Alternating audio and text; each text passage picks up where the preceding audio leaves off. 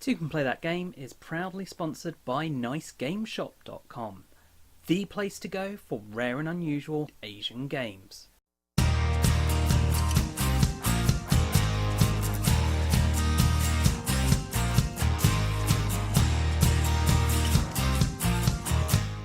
Hi, I'm Michael. Take a seat while I tell you about Pandemic by Z-Man Games, a tense co-op game where we're all working together as members of the CDC in order to try and cure these diseases and viruses that are spreading across the world, threatening to destroy humanity as we know it. The way this works is each player's turn is made up of first taking actions, and they can take 4 actions, repeating actions if they want, from the 8 available. These can involve moving around, flying around, treating disease to take cubes off, or eventually curing disease if you've managed to attain enough cards. Because the nature of this game is that it is set collection. You need a set of 5 cards of the disease's colour in order to cure it. So there's an element of trading cards as well, as you're trying to ensure that one person has enough of the right cards. It's all a matter of a race against time because there's so many different ways to lose in this. You can run out of outbreaks, have too many outbreaks, have the disease spread too much. That'll kill you. Run out of disease cubes of any of the 4 colours and you're dead. Run out of cards to draw and you're dead. There's so many different ways to lose, just one way to win. And that's what makes this game so tense and interesting. And I find it very good with regards to the scaling in this game. It plays 2 to 4 players, and the way they've handled this is by changing the number of cards each player starts with. However, it does seem to be sometimes easier with fewer people. I say sometimes, more often than not, it's easier with fewer people because there's less of the cards being distributed amongst a larger number of players, so that does make it easier as a 2-player game. But you can adjust the difficulty in this by increasing the number of epidemic cards. So that balances that. You just use more epidemic cards if you've got more players. However, at times it can be easier to have more players, because if there's lots of outbreaks all over the place, having people all over the place to deal with them can be very good rather than trying to jump people all over the board all the time. It's just such a tense game. It forces you to cooperate with the need to be everywhere at once and not being able to. So you're discussing with players, well, if you can go deal with that, I'll go deal with this. Oh, well, I've nearly got a set of red. If we can get together and trade. You know, there's so much cooperation happening, and this game just ensures that happens. And cooperation is essential to a good co-op game, as is tension. And as I said, this can be so tense because every time you're drawing cards, you're going, and is it? Because you're hoping you don't get one of these epidemic cards that are what dictate the difficulty. Because when one of these comes out, it's scary.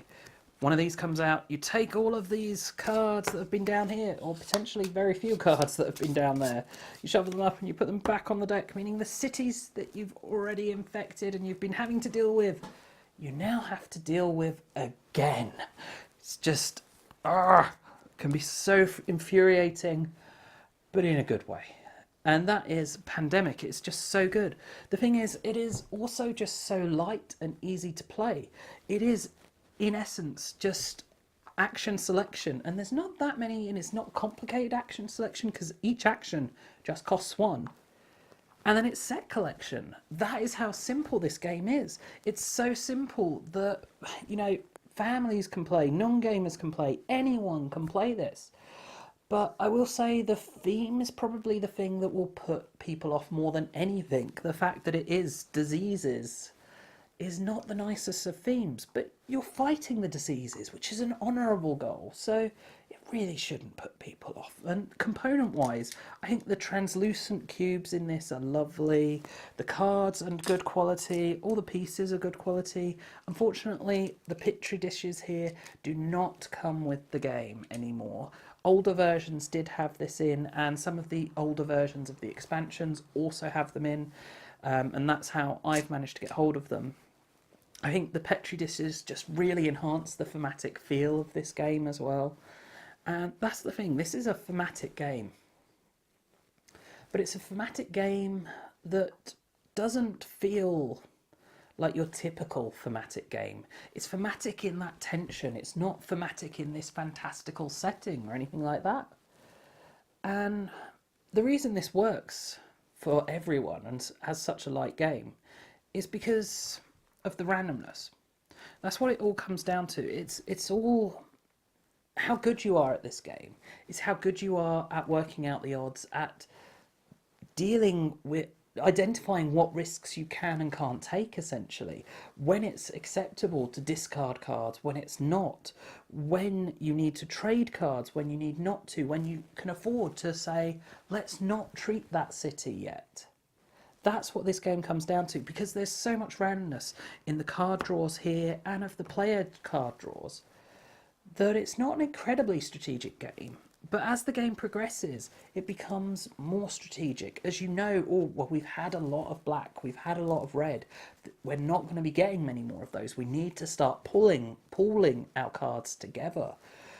With regards to outbreaks, you know, oh, well, the last time we shuffled those cards, Hong Kong was in there. We know we cannot afford to leave Hong Kong because that's got 3 on it and it's going to outbreak if we leave it. And we've gone through a lot of cards where due Hong Kong to come up. And it's the same way with the epidemics. Because you know roughly when they're going to be, you don't know exactly. And that works perfectly. But you know roughly. So you're like, right, we're due an epidemic. We need to be planning for an epidemic occurring. Just absolutely fantastic game that manages to balance so much randomness with strategy and choices just so fantastically well.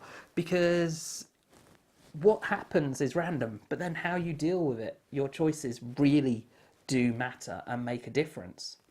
So that is Pandemic by Z-Man Games. I think it's an absolutely fantastic game. It is my favourite co-op game.